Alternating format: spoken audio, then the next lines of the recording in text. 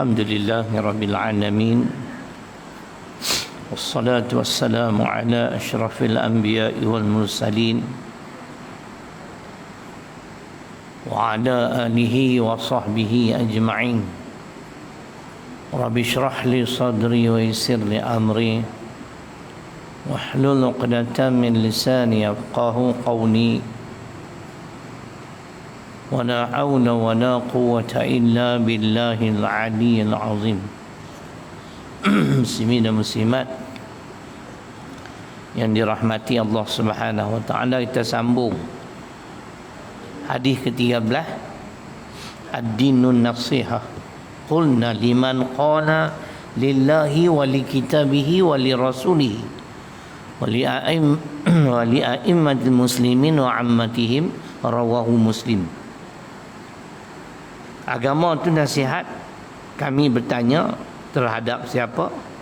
Baginda menjawab terhadap Allah, kitabnya, rasulnya, pemimpin-pemimpin dan kaum muslimin umumnya. Hak pertama kita dah bahas dah. Malam ni nasihat terhadap kitabnya. Apakah kita ni perlu memberi nasihat pada kitab Allah? Kitab Allah tu bukan makhluk macam kita. Malam ni kita dengar nasihat terhadap kitabnya, maknanya mengimani, percaya bahawa ia adalah kalam Allah yang diturunkan, sebaik-baik perkataan, sebaik-baik kalam. Inna asdaqal hadith kitab Allah. Hadis riwayat Imam Muslim.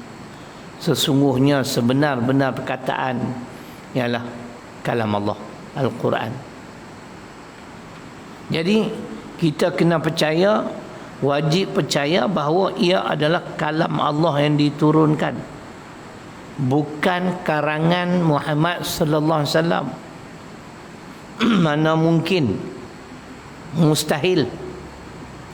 Banding mustahil seorang insan yang tidak tahu membaca serta menulis tiba-tiba boleh karang kitab yang begitu hebat. Tak logik, akal kita tak terima. Tidak. Baca pun tak pandai, menulis pun tak boleh, tak boleh perkarang kitab. Akal tak boleh terima. Dalil Quran yang menyatakan sedemikian ialah Al-A'raf ayat 158. Fa aminu billah wa rasulihi nabiyil ummi. Itu dia dalil dia. Maka berimanlah kamu pada Allah dan rasulnya yang ummi. Ummi tidak tahu membaca dan tidak tahu menulis. Jangan kata perkataan yang tak sesuai ialah Nabi ni buta huruf. Itu tak boleh. Bagi saya itu biadab. Kita guna istilah yang sama, perkataan yang sama, ummi. Tidak tahu membaca serta tidak tahu menulis. Buta huruf tu nampak kasar sangat. Kita tak apa, sama-sama kita buta perut, tak apa. Memang buta perut pun. Cerita dia. Baik. Jadi maknanya mengimani bahawa ia adalah kalam Allah. Bukan karangan Muhammad sallallahu alaihi wasallam. Lagi satu yang dia kata sini, mengimani bahawa ia adalah kalam Allah yang diturunkan. Yang menurunkan Al-Quran itu ialah Allah, cumanya melalui perantaraan Jibril. Yang ni yang musuh-musuh Islam kantoi. Pertama dia kata Quran karangan Muhammad sallallahu alaihi wasallam, sedangkan beliau ummi. Kantuilah. Kemudian dalam Quran sendiri banyak ayat yang Allah sebut wa innahu latanzilu rabbil alamin, dan sesungguhnya Al-Quran itu diturunkan oleh Tuhan semesta alam. Asy-Syu'ara surah ke-26 ayat 192. Kan tu yang menurunkan Al-Quran ataupun Al-Quran itu diturunkan oleh Allah cuma melalui perantaraan Jibril. Dalil Quran perantaraan Jibril, surah An-Nahl surah ke-16 ayat 102. Nah, macam mana ayat letih tak apa ingat hari ni letih semua tuan. Nah. Hari ni saya mula kerja pula. Sian kawan-kawan kita.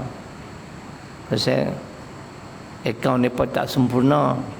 Jadi mereka minta untuk share lah tengok akaun lah. Akaun ni tuan-tuan dia letih pasal dia banyak pakai otak. Dan saya tak tidur seminit pun tak lagi. Daripada pagi tadi saya bangun sampai lah. Memang letih semua. Ni malam ni kita balik awal. Ada makan tak? Tak makan kena tanya tau.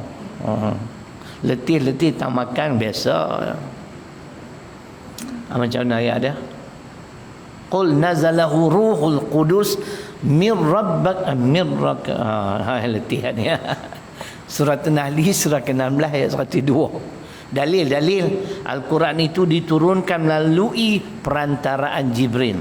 Qul nazalahu ruhul qudus min rabbika bil haqq wa yusabbital ladzina amanu wa huda wa busyra lil muslimin. Itu dia ayat dia. Kita cek no.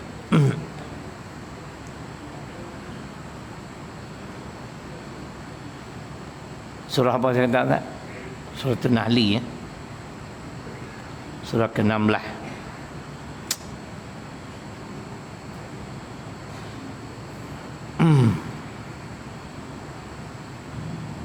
Ayat 102.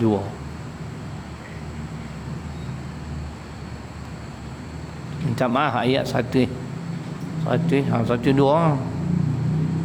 Betul? Betul. Betul lah saya baca betul. Katakanlah Allah Subhanahu Wa Taala menurunkan Al-Quran melalui perantaraan Ruhul Qudus, yakni Jibril. Itu di antara poin lah. Bukan karangan ataupun yang direka cipta oleh Nabi sallallahu alaihi wasallam. Satu, jadi nasihat terhadap kitabnya bermaksud mengimani bahawa ia adalah kalam Allah yang diturunkan. Jadi model kita tadi, hujah kita dalil-dalil Quran yang tadilah. Al-A'raf 158. Kemudian apa lagi satu, Asy-Syu'ara 192, dan yang ketiganya surah An-Nahl ayat 102. Menghormati kedudukannya yang tinggi. Al-Quran ini perlu dihormati. Kata Al-Fadil Ustaz Indun tu, boleh lupa, Nur Salam Al-Hafiz. Mula-mula saya dengar masa zaman dulu kaset bacaan dia surah Ar-Rahman. Sedap. Dalam selepas dia baca tu, dia urai-urai, dia ada sebut sesiapa yang menghormati Al-Quran, memuliakan Al-Quran, Al-Quran akan memuliakannya. Tu dia tuan-tuan. Mana Al-Quran ini tengok dia kata menghormati kedudukannya yang tinggi. Sampai ada yang orang komen, kalau kita ambil Quran pegang tangan kiri, macam salah besar.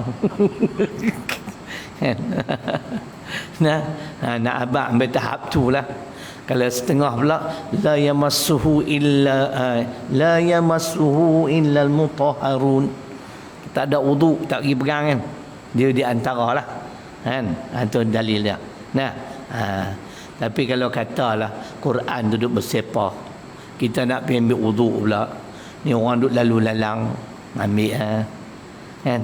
Dia macam tu keadaannya. Jangan rigid sangat. Baik.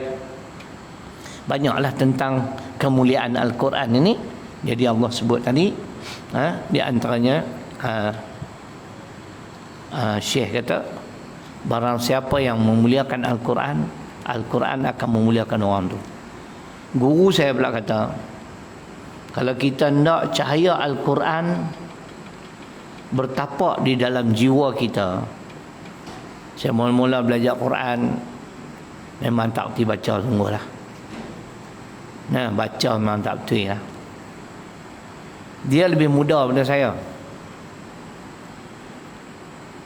Awal tahun ni kot saya telefon dia. Dia punya seronok dengar suara saya. Dia panggil ustaz. Saya kata saya Syahrir lah. Sebab dia guru kita walaupun dia lebih muda daripada saya. Dia yang ajar saya Quran.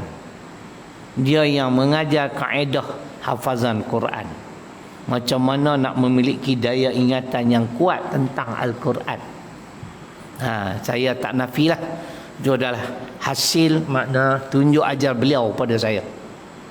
Nama dia Ustaz Megat. Anak-anak dia saya difahamkan semua berjaya, masya-Allah. Dia kerja biasa ya. Dengan LHDN. Kalau tak silap saya lah, di Taiping. Dia hafal 80 surah daripada 114. Quran ada 114 surah. Jadi dia hafal 80, saya kagum. Pasal kita tak hafal. Kita harap enak atau enak ya. Kan? Macam mana dia boleh hafal? Kerja biasa ya. Kan? Tu saya pun mendekati beliau. Dia belajar Quran. Dia ajaklah. Ingatlah lihatlah. Dia beritahu kalau kita mau cahaya Al-Quran bertapak di dalam jiwa kita, di dalam hati kita, kita perlu ikhtiar dan usaha setidak-tidaknya boleh menghafaz, boleh ingat 22 surah. Tu dia jam. Surah senang ya tuan-tuan. Ad-Duha turun sampai An-Nas. Ad-Duha, Alam Nashrah turun sampai An-Nas. Saya punya gelut lah tuan-tuan. Sungguh. Bila saya dah boleh ingat 22 surah tu, Pak Haji sana, saya mula hafal Yasin. Lekat Yasin. 10 hari saya hafal Yasin. Sehari saya ambil 8 ayat. Dia ada 83 ayat. Lepas tu saya pergi sajadah. Tu permulaan tu. Kan? Sambil duduk berbetul tajwid lah. Kan? Dekat dia ramai lah tok-tok guru bab Quran ni saya belajar. Sebab kita minat. Ingat Ad-Duha turun sampai An-Nas. InsyaAllah cahaya Al-Quran akan mula bertapak dalam hati kita. Itu satu panduan macam mana kita nak memulakan supaya kita dapat mengingati ayat-ayat Quran dengan mudah. Anak dia semua berjaya. Ada yang duduk Amerika apa semua, masya Allah. Dia kerja biasa ya. Orang rumah dia tak kerja. Kalau tak salah saya. Dia punya seronok dengar. Dia kata, ustaz, entah hebat lah ustaz. Hebat apa ustaz? Kalau ustaz tak ajar saya Quran dulu, saya tak kerti. Teringin kan nak jumpa dia. Lama dah, 40 tahun. Saya keluar daripada Taiping tahun 1988. 32 tahun. Tu pun dapat nombor telefon daripada sahabat seorang. Saya simpan lah. Dia duduk di Seremban lah ni. Dulu duduk Taiping. Masya Allah. Itu nah sedikit panduan tentang Al-Quran. Menghormati kedudukannya yang tinggi. Jadi Ustaz Nur Salam pun kata, sesiapa yang memuliakan Al-Quran, Al-Quran akan memuliakannya. Pastikan ada wudu. Baca tertib lah kan. Dia cerita dia. Membacanya dengan betul lah. Ni kena belajar lah. Dan tidak melanggar batasannya. Tu cerita. Batas hudud-hudud. Hudud Allah jangan langgar. Allah kata tak boleh, jangan buat. Orang yang langgar batas-batas ketentuan Allah, orang panggil apa? Popok ni. Orang yang melanggar batas-batas ketentuan Allah ni orang panggil apa? Radhi. Orang jenis ni fasik. Makna fasik ialah melanggar batas-batas ketentuan agama. Dia percaya, tapi dia langgar juga. Jadi wa ammal ladzina fasaqu fama'wahumun nar. Neraka tempat dia. Tapi dia tak kekal. Tapi lama mana kita nak tahu. Dia ada beza kafir, macam mana jadi kafir, zalim macam mana, fasik macam mana, 3 ayat. Al-Maidah 44 kafir, Al-Maidah 45 zalim, Al-Maidah 47 fasik. Fasik ialah melanggar batas ketentuan agama. Dia mengaku haram tapi dia buat juga. Sama ada berupa melalui perkataan ataupun perbuatan. Allah, kira apa ya, lebih kurang. Tak boleh.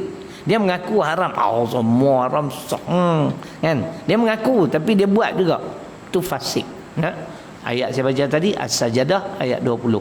Dan adapun orang-orang fasik, kata Allah, tempat tinggal mereka ialah neraka. Habis kitab ni, kita tengok kitab ni pula. Dr. Zazam Muhammad juga kan. Yang ni banyak nasihat untuk kitab Allah. Apa dia? Kita tengok. Yang pertama, beriman kepada kitab-kitabnya. Hanya kitab Al-Quran saja sebagai pedoman dalam hidup. Tentang kena percaya Taurat, Zabur, Injil. Ya, kerana kesemua kitab ini juga daripada Allah. Tapi untuk menjadi panduan dalam kehidupan hanyalah Al-Quran. Itu kena faham. Beramal mengikut petunjuk dan pengajarannya. Pastikan amalan kita mengikut petunjuk dan pengajarannya. Ni kalau habis cepat, kita balik cepat pasal letih.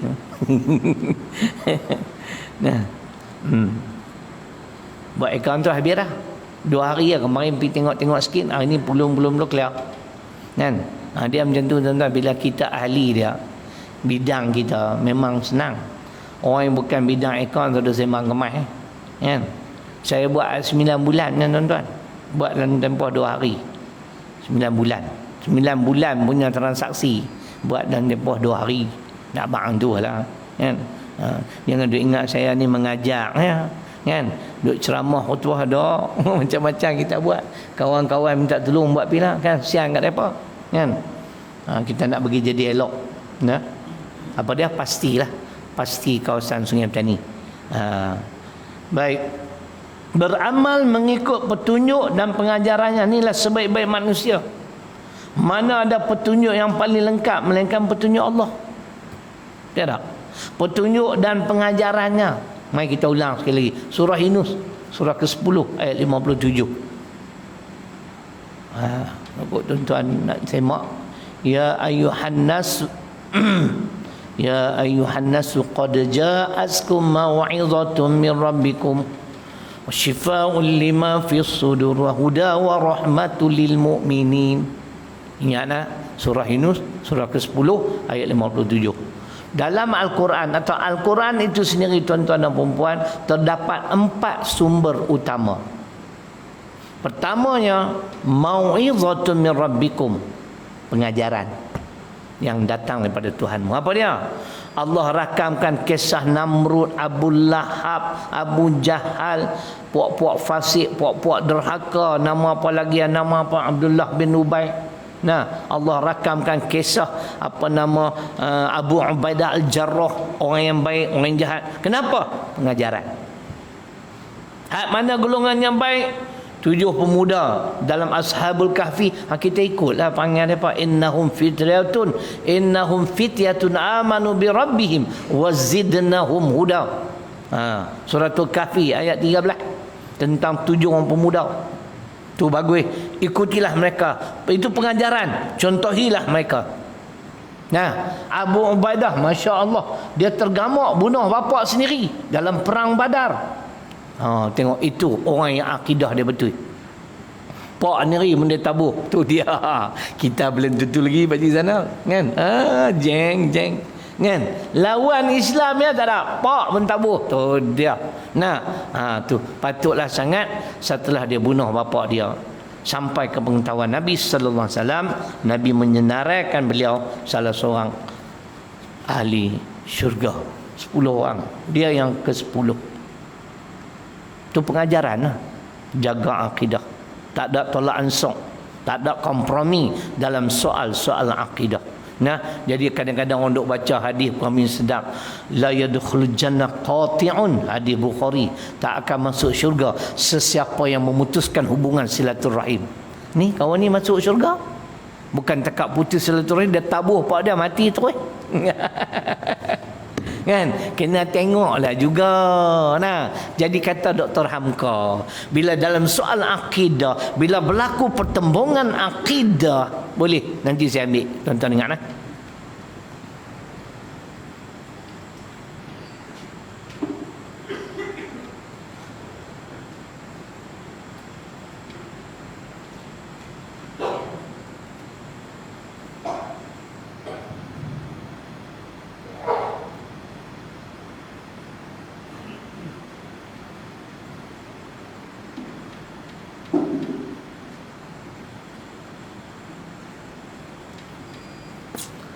Ada orang duk ajak kitab ni tu, tengok tanda sakan kan ni.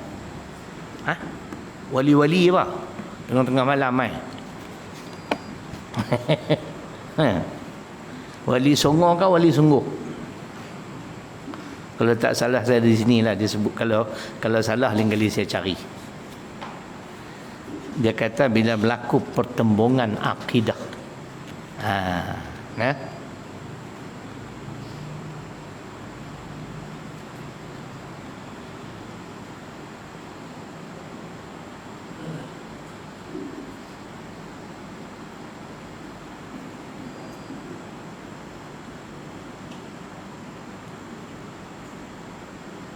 Dia ada sebut tu.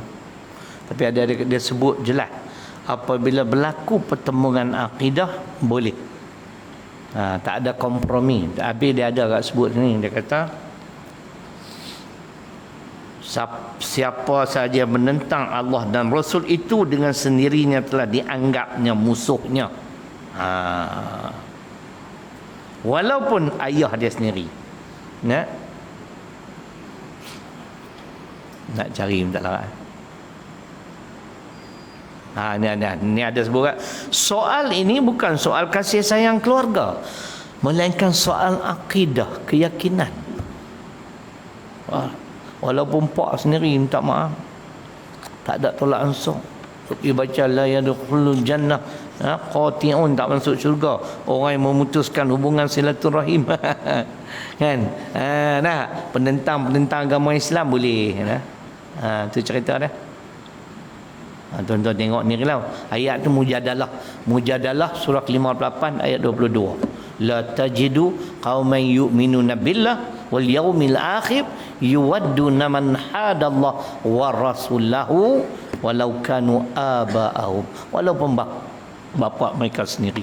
Jadi dalam Quran itu banyak pengajaran orang baik, orang jahat. Contoh orang baik 7 pemuda, Abu Ubaidah, lagi apa? Banyak.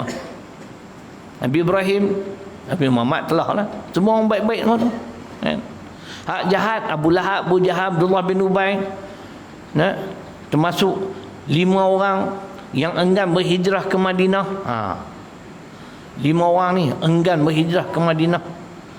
Akhirnya mereka dipaksa dibawa ke medan perang Badar.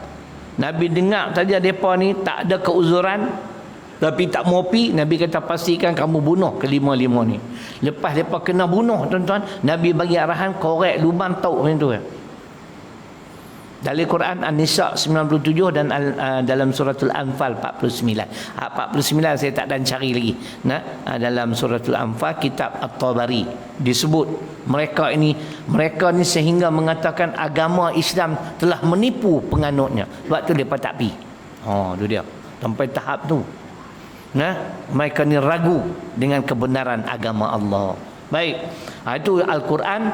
Makna yang pertama banyak pengajaran, yang kedua ialah wasyifa'ul lima fis sudur. Al-Quran juga mampu menyembuh penyakit-penyakit batin, penyakit jiwa.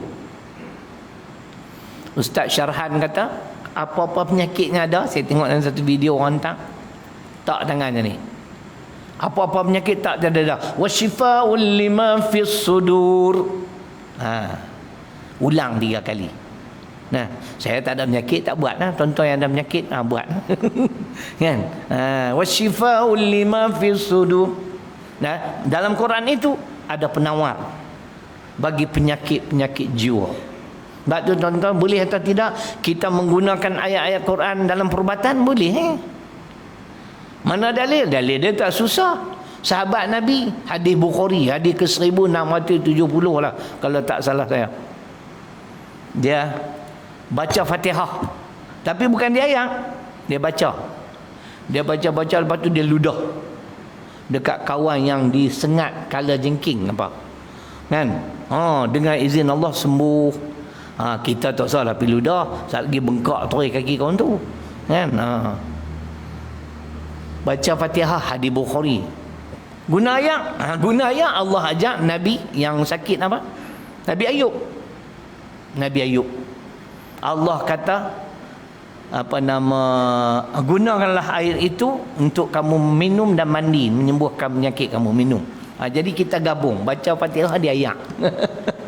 Bukan salah. Kan? Yang tu dalam surah Sad ayat 41 42. Sad surah ke-38 ayat 41 42.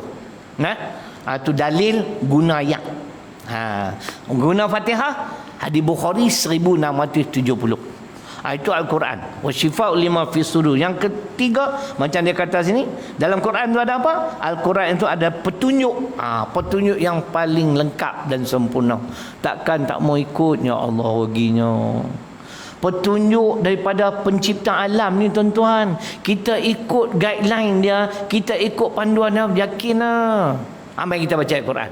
Fa imma ya'tiyannakum minni huda famanittaba'a huda ya fala yadhillu wa la yashqa. Taha 123. Siapa ikut Quran, dia tak akan sesat dan tidak akan menemui kecelakaan. Tu Tuhan kata, ikut Quran tak sesat. Sebab sebaik-baik petunjuk petunjuk makna daripada Allah Subhanahu wa taala. Yang keempat, Al-Quran itu rahmatul lil mukminin. Rahmat. Apa dia tuan-tuan? Dr. Hamka kata rahmat di sini ialah sesiapa yang mengamalkan isi kandungan Al-Quran dalam kehidupan harian dia, maka Allah akan campakkan kepadanya dalam jiwanya sifat kasih sayang. Dr. Hamka buat contoh Salahuddin Al-Ayyubi. Dalam perang salib, bila dia dapat berita Richard the Lionheart cedera parah, dia hantar doktor peribadi dia pi siasat, pi tengok dia sakit tak mana. Tu tuan-tuan boleh bayang, Richard the Lionheart ni Kristian lah. Dia mesti terkejutnya lah. Kan? Pasal apa? Musuh aku boleh hantar doktor peribadi dia untuk merawat aku. Tanya habaq sakit tak mana. Kan? Ada gout ke ada? Kan? Tu sifat rahmat. Islam aja. Siapa yang mengamalkan isi kandungan Al-Quran, insya-Allah dia dapat sifat rahmat. Sebab tu kita tak pernah dengar pun tuan-tuan, orang Islam bunuh orang bukan Islam, kanak-kanak tak ada. Hak depa duk tunjuk tu pakai topi pembohong tu depa sendiri. Faham tak? Tu macam yang langgar bangunan di New York tu, kan? 11 September apa? Kan? Yang tu puak-puak dia sendiri, bukan kita. Kalau betul pasal apa pakai topeng, kan? Dia kata IS ke apa? Hak duk sembelih orang dulu. Mohonglah semua depa. Depa sanggup buat apa saja kerana nak fitnah orang Islam. Ni bangsa kafir laknat ni.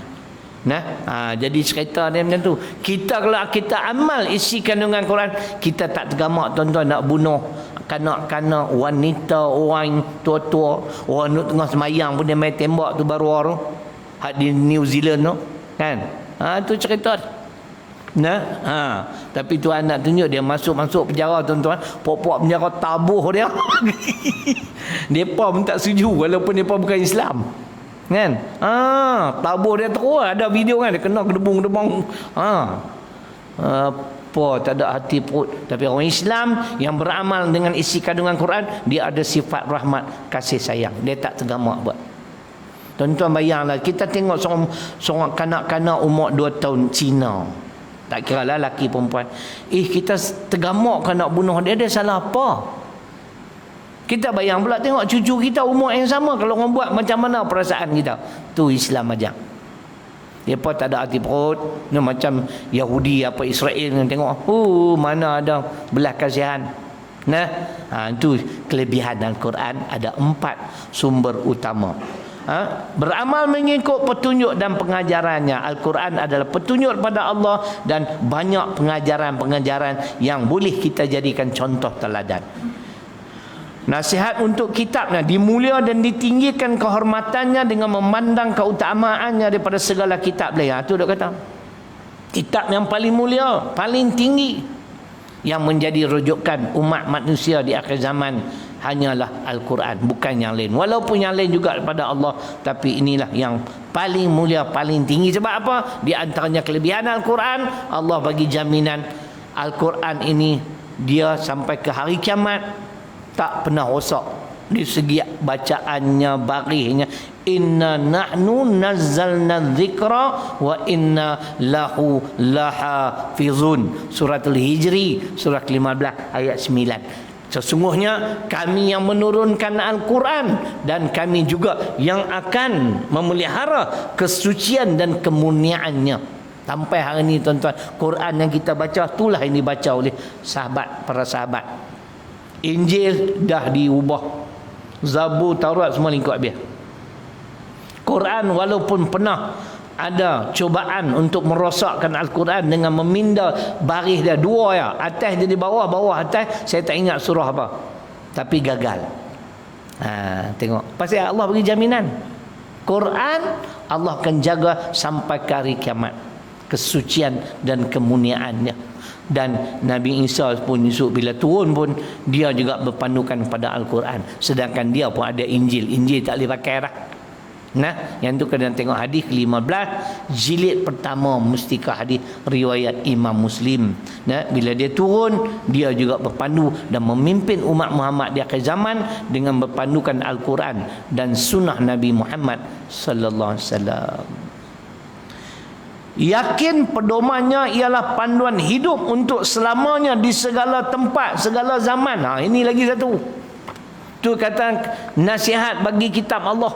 Kena yakin pedoman panduan yang ada dalam Al-Quran adalah pedoman dan panduan yang sesuai di segala tempat, di segala zaman.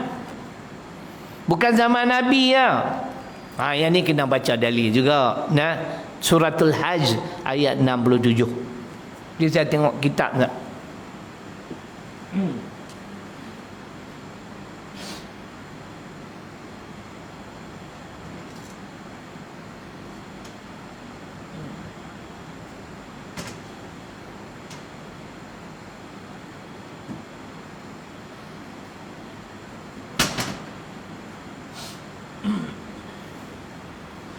Kalau kita baca nanti ada orang kata betul ke ni ustaz ni kan.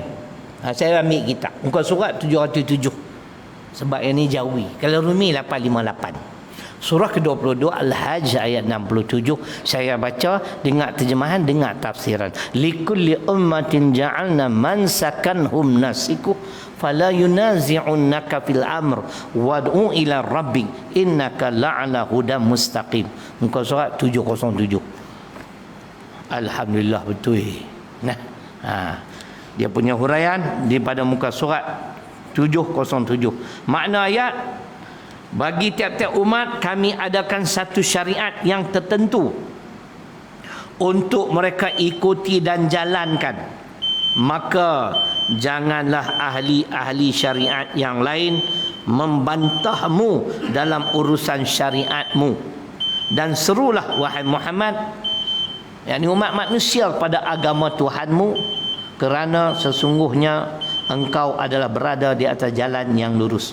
Itu segi makna. Dengarlah huraian. Jadi menepati apa yang Dr. Zahzan Muhammad tulis ini. Nasihat bagi kitab Allah ialah yakin pedomannya ialah panduan hidup untuk selamanya di segala tempat, segala zaman. Hang duduklah tempat mana pun, negara mana, asalkan bumi ni bumi Allah, semua sesuai. Zaman mana sekalipun. Tu di segi makna. Dengar huraian. Huraian dia ajak kita dua benda. Ini akidah. Dengarlah, saya ringkas saja. Tak apalah, saya baca sepenuhnya lah. Yakni tiap-tiap umat, ini tafsir, yakni tiap-tiap umat yang telah lalu Allah Ta'ala tetapkan syariat dan cara ibadah yang diwajibkan mereka menurutnya tak sama. Zaman Musa dengan zaman Muhammad tak sama syariat dia. Tetapi dengar, dengan kezahiran syariat Islam yang dibawa oleh Nabi Muhammad sallallahu alaihi wasallam, yang diutus kepada umat manusia seluruhnya. Berhenti tang ni dulu. Ini akidah tuan-tuan. Kena yakin, wajib yakin Nabi Muhammad sallallahu alaihi wasallam Allah utus kepada seluruh umat manusia, bukan untuk Arab. Siapa-siapa yang meyakini hanya untuk Arab, batal iman dan Islam. Rujuklah jilid pertama Mustikah dia. Makna akidah dia dah rosak. Keyakinan dia kata hanya untuk Arab, rosak. Kerana yang diutus kepada umat manusia seluruhnya, mana dalil pada umat manusia seluruhnya? Selalu banyak orang baca wa ma arsalnaka illa rahmatan lil alamin. Saya lebih suka wa ma arsalnaka illa kafatan linnas. Itu disebut dalam surah Sabah ayat 28. Dan tidaklah kami utuskan engkau Muhammad melainkan kepada umat manusia seluruhnya. Yang tadi rahmatan lil alamin. Mujahid tu sebut je lah, kan? Dan tidaklah kami utuskan di kau melainkan membawa rahmat pada seluruh alam. Tengah tak mau, dia tak mau dengar alam kan manusia. Kita bawa wa ma arsalnaka illa kaffatan linnas. Surah ke-34, surah Sabah ayat 28. Jelas. Dan tidaklah kami utuskan Muhammad SAW melainkan kepada seluruh umat manusia. Tengok dia kata yang tu yang pertama, yang diutus kepada umat manusia seluruhnya. Maka ini yang kedua, mansuhlah, makna batallah syariat-syariat yang lain. Tak boleh dah. Syariat Nabi Isa, Nabi Musa kalau tak salah saya lah, syariat zaman dia kalau bertaubat kena bunuh diri.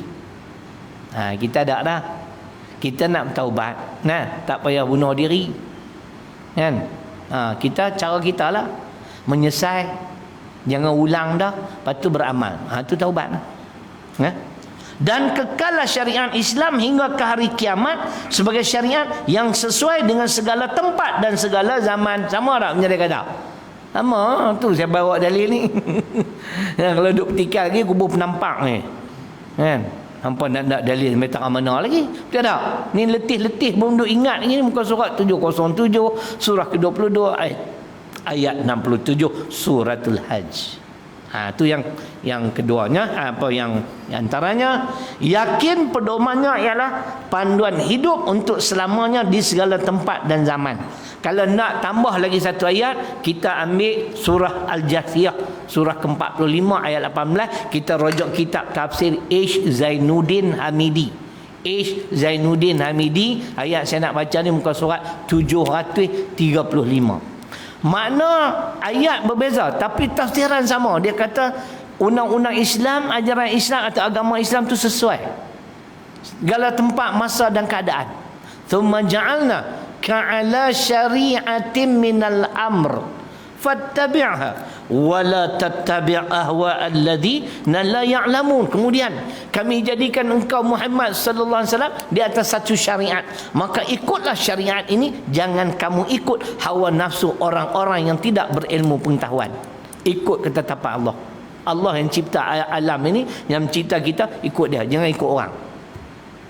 Tafsirannya sama macam ni. Sesuai, agama Islam ni sesuai segala tempat, zaman dan keadaan.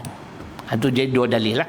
Baik, seterusnya nasihat bagi kitab Allah, membaca ayatnya dengan cara yang betul. Yang ni saya sebut atas, kena belajar. Apa pun kena belajar tuan-tuan. Bukan soal baca Qurannya. Kita nak pergi buat kerja umrah ke kerja haji, apa pun kena belajar. Jangan duk tahu pergi terkam kan. Tambah kali pertama pergi terus buat haji. Syekh pernah pergi umrah. Dai terus pergi buat kerja haji, kan. Kali pertama ni saya tahun 1995. Tapi alhamdulillah saya belajar. Lagi seminggu dah. Kata baru dapat pi last minute. Pi cari pak menakan saya. Betulan dia buat haji ifrat. Dia tanya, "Hana buat ifrat kan tamattu?" Saya kata buat ifrat lah kot. Masa tu ustaz dah tu. Tapi kita tak pernah pergi Mekah. Pergi mengaji dah. Mengaji 2 hari lah. 2 hari jenis cerdik, tak payah lama-lama. Kan? Ni kursus sampai 20 kali kursus pun dia tak faham tu, kau pelik. Makna orang yang bagi kursus tu tak pandai, minta maaf lah. Saya pun pernah bagi kursus tuan-tuan, umrah. Kawan tu staf KWSP abang pak dia mai daripada ustaz mai Sungai Petani. Pak dia kata, aku faham sungguh ustaz ni awak. Aku duk ikut semua tak faham. Aku duk abang dah gambar apa tak percaya, aku pandai. Kan? Betul Madin. Kan? Dia kata saya faham semua, dia abang tak nak dah. Ayah saya syukurlah dia mai juga nak dengar ustaz. Kan? Cerita umrah ya. Kan? Tapi kena belajar. Contoh saya buat. Tuan-tuan cuba tengok yang berlaku kematian yang sesak tu. Nama apa? Berimpit-rimpit berapa tahun sudah. Pasal apa tuan-tuan? Pasal nak ambil fadilat. 10 Zulhijjah nak melontang juga. Sedangkan orang ramai. Tapi bila kita ada ilmu, boleh tangguh lontaran 10 Zulhijjah. Tuan-tuan, bila melontang 10 Zulhijjah, kita bergunting namanya tahlul awal. Kalau kita terus pi Mekah patah balik pula, terus pi tawaf sa'i tahlul sani, tak ada pantang larang. Tapi bila tak tahu semua berebut nak ambil 10 Zulhijjah fadilat, kita tak nafi. Tapi kalau sampai membahayakan kita, sampai suruh dia faham mati 700, sebenarnya bukan 700 ribu mati. Mudah-mudahan Allah merahmati mereka. Tapi cuba kita yang cerdik, yang ada ilmu sikit-sikit kan, tak apalah, 10 Zulhijjah aku tak mau melontak ni kan. Kita balik di Mekah, tawaf sa'i gunting, tahlul awal je. Dia nak tahlul awal ni tuan-tuan, dia 3. Tawaf sa'i kira 1, bergunting 1, melontar 10 Zulhijjah 1. Kalau kita selesai 2 daripada 3 benda ni, dinamakan tahlul awal. Ikut sunnah Nabi memanglah melontak, lepas tu bergunting, tahlul awal tu sunnah Nabi. Tapi hari tu orang ramai, tak boleh. Tuan-tuan tak pernah pergi lagi buat kerja haji, saya 2 kali. Dia bagi masa orang Malaysia sekian jam, bukan boleh pergi melontak semua segerup. Tak boleh, orang ramai kan. Jadi saya pergi kali kedua tu, kami tangguh lontak. Cantik Kami melontak bila? Kami melontak hari ke-12. Jadi mula-mula lontaran niat lontak 10 Zulhijjah, lepas tu 11, lepas 12, esok 13 Zulhijjah lazimnya orang tak ramai dah. Yang nak melontak sampai 13 Zulhijjah ni mazhab kita ya, Imam. Mazhab lain sampai 12 ya. Tu saya duk tanya saya lah, kita mazhab Syafi'i buatlah sampai 13 kan. Depa macam tu. Jadi bila reti, bila ada ilmu, dia tak kalut. Ni dah habis melontak 10 Zulhijjah, dia bergunting, dia tahlul awal, boleh lah pakai balik seluar dalam apa semua kan. Tapi yang 3 besar-besar tu tak boleh lah. Dia duduk melengung dalam kemah di Mina, Quran tak baca, duduk sembang kosong. Hampir balik Mekah pun bagus, hampir tawaf, hampir sa'i, selesai kerja haji. Faham tak? Nak tunggu juga 3 hari, dia boleh balik, kita balik. Bahkan kami tak tidur di Mina, kami bermalam saja di Mina. Dia bukan syarat, yang tu wajib haji, bukan rukun. Bermalam di Mina ni wajib haji.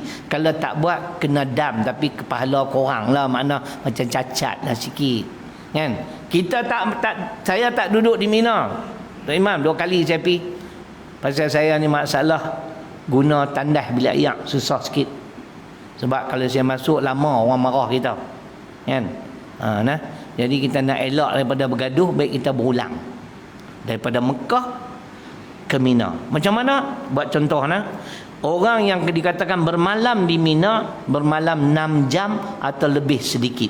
Maknanya kita 6 jam 1 minit, itu kira bermalam di Mina. Macam mana? Daripada Mekah kita keluar pukul 7, katalah sampai di Mina pukul 8, 9, 10, 11, 12, 1 1:05 kan, 2 pukul 2 seminit balik main Mekah, tidurlah hotel tak ada orang lah. Itu pun dikira bermalam di Mina. Boleh faham berarti? Esok nak pergi panggil saya buat kursus, InsyaAllah hangpa faham. Kalau hangpa tak faham, kau rimbuk hangpa kan. Tu cerita dah. Boleh faham muslimat? Tu yang kata jangan jadi pat turut belajar. Saya kalau cerita haji umrah ni saya minat. Ada juga yang saya tak minat juga. Macam cerita-cerita solat lah gitu gini, orang tu kadang-kadang confuse. Nah, kita buat bagi betul sudahlah. Tapi bab haji dengan umrah saya minat. Nah, walaupun kita tak pergi selalu, tapi kita ambil tahu. Nah, tu cerita dia. Jadi maknanya dia kata di sini, nah, macam saya kata tadi, membaca ayatnya dengan cara yang betul kena belajar. Apa pun kena belajar Quran. Sebutan macam nak keluar gelemah. Kan akhlada jangan bagi keluar gelemah pula kan. Jadi kena belajar Quran, tapi kelas Quran tak dapat sambutan. Tu buatlah kelas tajwid ni. Ada kelas tajwid tak imam? Tak ada no. Hari pertama mungkin ramai 20 orang. Mai bulan depan tinggal 10. Mai sekali lagi tinggal 5. Mai sekali tinggal tok imam seorang. Tok imam dengan ustaz. Ustaz tengok muka tok imam tengok muka ustaz. Jom kita balik. Saya pulun belajar sampai dari saya tak reti nak sebut makhraj saya belajar. Saya minat Quran. Cuma saya tak mendalami lah macam depa mat ni kan. Kita tahulah ada mat yang kena panjang. Mat lazim kalimi musaqal 6 harakat waladhdallin, tu dia lah. Bila bertemu mat jaiz dengan mat wajib dipanjangkan. Baca 5, kau ni baca 4, tak boleh sama. Itu koti juga tu kan. Banyak mat ada berapa belas mat kan, macam-macam mat sentul kan mat rempit kan. Yang tu semua tak boleh pakai malu. Nak bagi langan tu kan, tak ada apa. Saya pun letih dengan tuan-tuan. Nah, jadi nak cerita macam tu. Dia kata suruh baca Quran. Sebab tu sebaik-baik jadi imam ke apa, macam imam kita macam almarhum Ustaz Ahmad Zaki, saya suka orang baca cara tu, makna cermat, tak laju, tak lambat sangat, dia pertengahan kan. Dia wasatiyah. Dia pertengahan. Nah, baca macam tu elok dah. Membaca ayatnya dengan cara yang betul, dia kena belajar lah. Yang pakar betul Quran ni almarhum nama apa? Hasan Azhari. Yang tu pak. Bila saya duduk belajar tajwid, saya buka TV, dia ada ruang apa, dia punya program, saya tengok. Dia buat dengan mulut cukup syok. Kan? Ismam lah demam macam tu kita. Kan? Buat mulut muncung, mana orang nak baca buat mulut muncung. Kan? Tapi itulah ilmu. Dia memang diiktiraf tuan-tuan. Iktiraf dunia dia tu. Dia pandai sungguh. Mudah-mudahan Allah merahmati beliau. Saya banyak ikut juga dalam TV. Memahami maksud ayatnya. Ayat yang kita baca lah tak susah dah, terjemahan banyak. Buka belilah. Sebab tu saya kata tuan-tuan dan perempuan, kalau kita nak pergi outstation kalau boleh paling tidak pun bawalah terjemahan Al-Quran nak kecil ni kan. Ada satu kan, buh dalam beg. Tapi jangan masuk bilik ayak pula nak berak apa, bagi orang pegang lah Ustaz kan. Pasal apa, kadang-kadang kita duduk tunggu bas lama lah tak mai. Baik kita berkawan dengan Quran kan, bagus. Tak ada rugi apa tuan-tuan. Memahami maksud ayatnya, mencari rahsia dan memerhati hukumnya. Itu dia. Tengok hukum-hukum Allah. Mendalami ilmu pengetahuan tentangnya. Ilmu Al-Quran ni memang luas lah tuan-tuan. Sampai dalam apa? Dalam suratul Kahfi Allah sebut. Jadi dan berubah untuk menyesuaikan diri dengan pengajarannya. Ini hijrah lah. Dia suruh kita hijrah ikut pedoman Al-Quran. Berubah untuk menyesuaikan diri dengan pengajarannya. InsyaAllah tuan-tuan, kalau kita berusaha ke arah tu, innallaha la yughayyiru ma biqaumin hatta yughayyiru ma bi anfusihim. Ar-Ra'd ayat 11. Allah takkan ubah nasib, melainkan kita perlu berusaha untuk mengubahnya. Saya tak tahu baca Quran, hari ni alhamdulillah boleh baca Quran. Tapi ingat tuan-tuan, walaupun kita pandai baca Quran, tapi kalau tak rajin baca hari-hari, dia gagap. Saya malu kat diri saya, malu kat Allah. 2018, 2 tahun sudah dalam Masjidil Haram. Orang rumah anak saya semua, dia pergi Taif. Ajak saya pergi, tak mau. Dia kata, "Tu abah nak buat apa?" "Aku nak sembahyang hajat sebanyak mungkin lah dalam Masjidil Haram ni." Habis sembahyang hajat semua baca Quran. Macam ni lah, surah-surah ni lah Quran. Tergagap malunya. Aku ustaz. Ya Allah, berilah kekuatan pada aku untuk aku membaca Al-Quran setiap hari kali ni. Saya hanya baca surah-surah tertentu setiap hari tu, memang saya baca tak tinggal. Di antaranya Yasin lah, Al-Waqi'ah, Al-Mulk, Ad-Dukhan. Hak lain mana ada baca? Surah Kahfi tak baca. Berkat doa, Alhamdulillah tak tinggal Al-Quran. Setiap hari kita baca. Setiap hari kita baca. Lancang lah. Lancang lah. Dia macam tu tuan-tuan. Kalau kita tak amal, hang ustaz pun tak lepi, sanuk bohong lah. Sebab ni kalam mulia ni. Tapi kalau kita hari-hari duk main, tu anak murid saya lah, saya kata, selama berapa tahun lah, dia khatam dekat 140 kali lah. 100 masa tu tanya 120 dalam tempoh 2-3 tahun ni lah. Tahun ni saja dia nak khatam kali ke-18. Pak Haji Zainal, setahun dia boleh khatam 18 kali. Macam Radhi berapa kali? Tak ada kali. Tak ada kali, tak apa banyak nak. Kan? Saya kata, malunya aku ustaz tak lepi. 18 kali maknanya, ni bulan 10 kan? Makna sebulan berapa kali ya? Dekat 2 kali tu. Tu dia 15 hari habis, 15 hari habis. Tapi dia lancang. Baca pun sedap. Dia jadi imam memang sedap. Tak mau sebutlah mana. Alhamdulillah. Kita pun belajar.